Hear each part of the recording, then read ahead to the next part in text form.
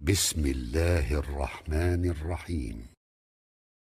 Mehbubumuz, Halıkımız, Malikimiz, hakiki dostumuz bolun, eyemiz bolun Allah Tebareke ve Teala'nın yağşı adlarının gurrunu Müslüman doğulları. 68. adi Es-Samed Celle Celaluhu. Huvellezî yusmedu ileyhi fil havaic ve yuqsadu ileyhi fil ragaib. Ol Hudayi ki tamamen müşkilatlarda, ihtiyacatlarda şuna penah getiriliye. Hevayet ediliyen zatlarda şuna kastediliye. Yani zati ki tamamen müşkilatlar, gereftariler, musibetler bendelere düşenine bendeler şun gaftına var ya. Ödü bir niyaz, emme mehlukatının niyazlarını beraber edip biliyor. Kur'an'da birce yanadı geliyor. O da hemmemizin bilen suramız Kul huvallahu ahad, Allahus samed. Peygamber sallallahu aleyhi ve sellem bir gün mescide girdi diye. Şunu bir adam namazını okuyup bolupdur. Yöne şu duan edip oti. Allahümme inni es'eluke ya Allah bi ennekel ahadus samed ellezî lem yelid ve lem yulad ve lem yekun lehu kufuven ahad en tagfira li zunubi inneke entel gafurur rahim. Ey bar Hudaya sen birdirsin. Bir niyazdırsın. Oğul gıydın yoktur.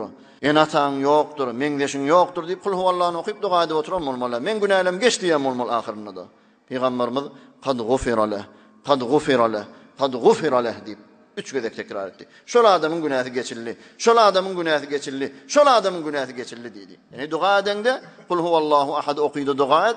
Peygamberimizin şu hadisine göre günahın geçilecek. Hatta bir hadisinde ayet ya haysa adam kul huvallahu ahad bir gezek okuysa Kur'an'ın 3'ten 1'ini okuyan yalan, 2 gezek okuysa 3'ten 2'sini okuyan yalan, 3 gezek okuysa şu duruşunu okuyan yalan diye ayet ya da.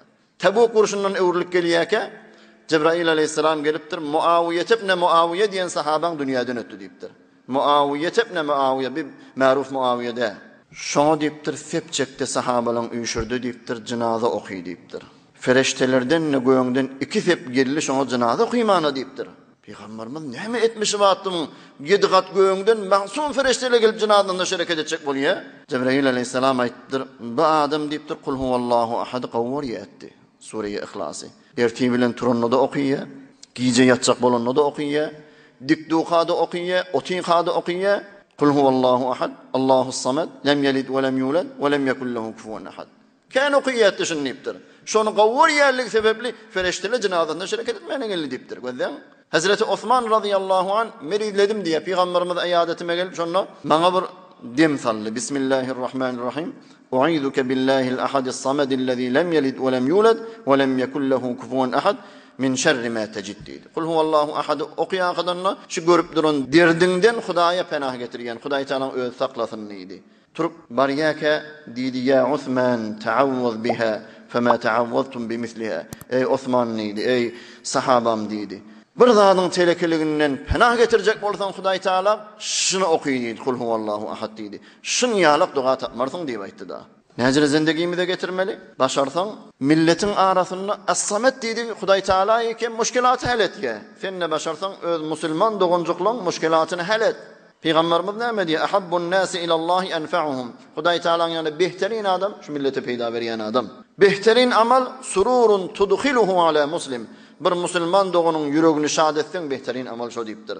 Ya da şoň bir kıyınçılığını ayırsan, ya da şoň bir bergisi va berip bilmänni birime kömek etsen, ya aç bolupdy açlığını ayırsan. Peygamberimiz aýtdy, bir Müslüman bilen şoň hajatini bitirmäne yol yürüýmekligim mescidimde bir ay etikaf oturmaklığımdan sowap ekenini aýtdy. Bir adam diýdi, Müslüman doğunun hajatini bitireýin diýip yol yürüýüp de şoň hajatini bitirse, Hudaý tebarek ve taala kıyamatda ayaklar tayan yerinde sırat köprüğünün üstünde şoň ayagyny sabit durdur diýip aýtdy. Baadın da havasından her namazdan sonra berginma berip bilene 41 gezek ya samet deyip aytsan basımlıkta Hudaý tebarek ve taala'nın fazl rahmetinden bergin ödüler deyip ulemalar aýtdy. Haýsy adamda fela wagtynda dangdan önçe turup da secdeye gidip 125 gezek ya samet deyip aytsa içi daşı arassa bolar, sadık adam, emin adam bolar deyip de ulemalar aýtdy. Hudaý tebarek ve taala ýagşy atlarynyň hormatyna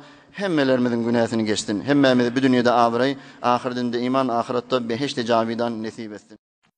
برای مشاهده ویدیوهای بیشتر به کانال یوتیوب سخنرانی های علمای ترکمن سر بزنید، مشترک بشید و منتشر کنید. اجر ببرید.